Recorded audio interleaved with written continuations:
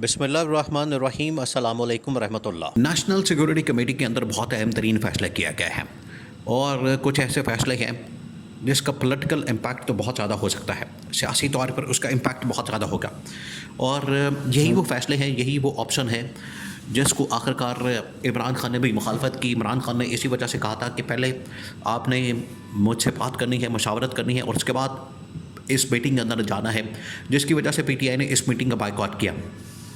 अब कुछ अहम तरीन फैसले किया गया है। एक तो ये कि army chief general Asim Munir की जानिब से जो हुकूमत के ऊपर तनकीद की गई और पाकिस्तान में गवर्नेंस के हवाले से बात की गई और पाकिस्तान के अंदर गवर्नेंस के इशू के मतलब हाईलाइट किया गया।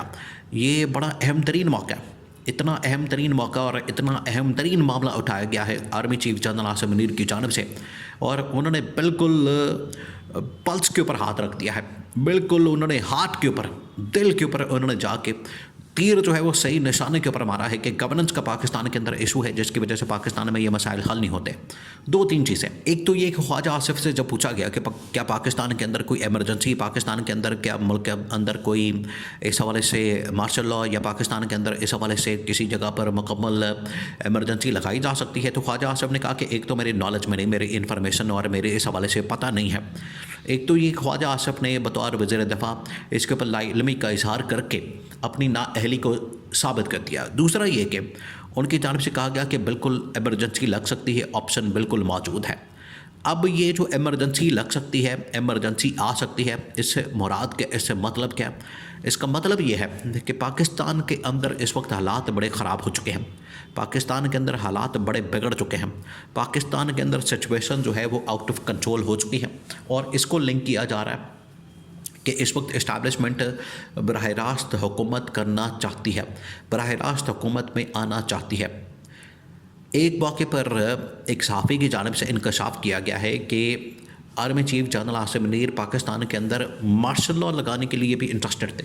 एक स्टेज के ऊपर ये भी आ गई थी, सूरत हाल पैदा हो गई थी जब पाकिस्तान में ये पिछले तकरीबन 1-1.5 साल के अंदर जब से ये गवर्नमेंट आई, 8 फरवरी के इंतखाबात हुए, इंतखाबात के बाद से लेकर आज तक पाकिस्तान में तकरीबन 4-5 ऐसे मौके आए हैं, 4-5 ऐसी स्टेजेस आई हैं जहां पर पाकिस्तान में एमरजेंसी या मार्शल लॉ डिक्लेयर किया जा सकता था आर्मी चीफ की जानिब से। ये अहम तरीन इंकशाफ किया गया।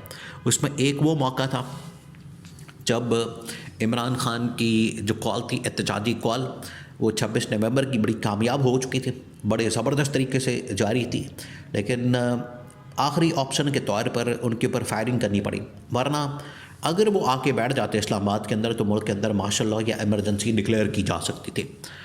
अब जो सिचुएशन पैदा हो चुकी है सिक्योरिटी की, इसमें मार्शल लॉ या सिक्योरिटी की आड़ में एमरजेंसी नाफिज करना, उसके पीछे वजह यह है कि पाकिस्तान के अंदर जो गवर्नेंस सिस्टम है, पाकिस्तान के अंदर जो हुकूमत का निज़ाम है, मुकम्मल तौर पर नाकाम हो चुका है। अब क्यों नाकाम हुआ? नाकामी के पीछे जो वजह है और उस नाकामी की वजह से, पहले नाकामी के पीछे वजह और उसकी वजह से फिर पाकिस्तान में एमरजेंसी का लग रहा। वजह यह है कि ये जब भी शरीफ ख़ानदान, जरदारी ख़ानदान आते हैं, मुल्क के अंदर यही तबाही और बर्बादी नज़र आती है। ये कोई नया मसला नहीं है। आप इनके 40 से 50 साल की तारीख उठा के देख लें, आप इनकी हिस्ट्री उठा के देख लें तो आपको अंदाज़ा हो जाएगा। 40 से 50 साल की नवाज शरीफ जब आता है, मुल्क के अंदर तबाही और बर्बादी। उससे पहले बेनज़ीर भुट्टो आती थी, तबाही और बर्बादी। ये क्या करते हैं, इनका जो तरीका वारदात होता है वो ये होता है कि ये मुल्क के अंदर करप्शन, मुल्क के अंदर लूट मार, मुल्क के अंदर जो है इनकी जानिब से इदारों को तबाह बर्बाद किया जाता है, खोखला किया जाता है और उसके बाद ये फिर मुल्क मार्शल लॉ की तरफ चला जाता है। इन्होंने 10 साल इसी तरह से खींचातानी में गुजारे। 90s के आखिरकार 2000 के अंदर मार्शल लॉ लग गया, 99 के अंदर।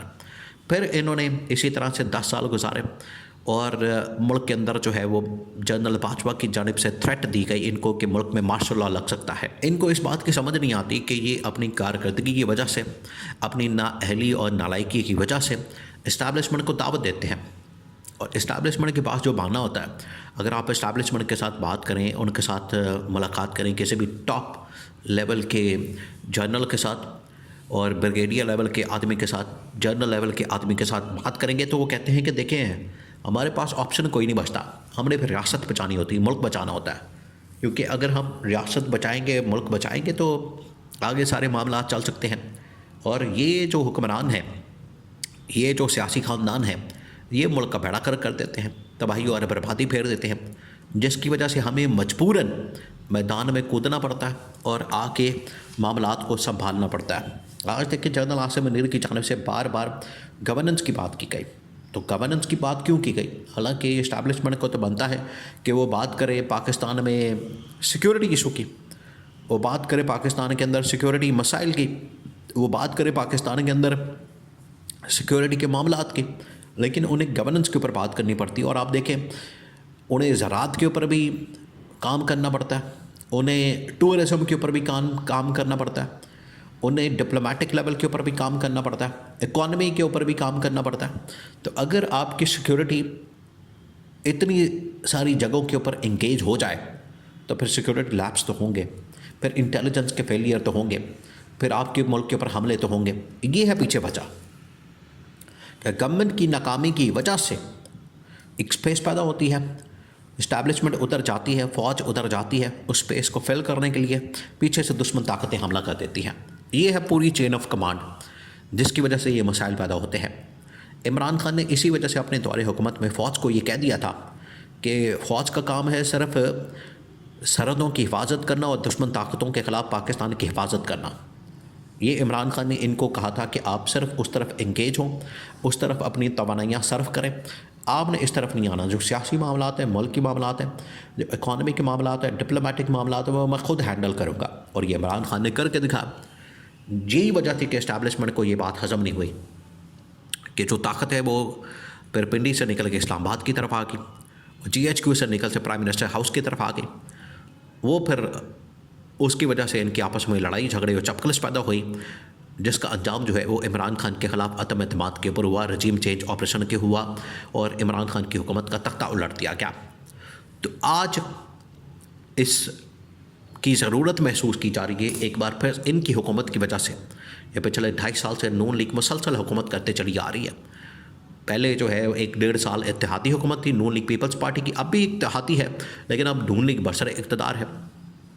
तब पीपल्स पार्टी के पास कुछ वजारतें वगैरह थी, लेकिन ये नाकामी और ये फेलियर एक बार फिर इस्टेब्लिशमेंट को मजबूर कर रहा है कि KP के अंदर जहाँ पर इमरान खान की गवर्नमेंट को निकाल दिया जाए, पंजाब के अंदर नून लीग की गवर्नमेंट को निकाल दिया जाए, और इसी तरह से बलूचिस्तान के अंदर कम से कम KP और बलूचिस्तान की हद तक तो ये चांसेस हैं कि यहाँ पर एमरजेंसी लगाई जा सकती है और एमरजेंसी लगा के वहाँ पर दहशतगर्दों के ख़िलाफ़ ऑपरेशन किया जा सकता है।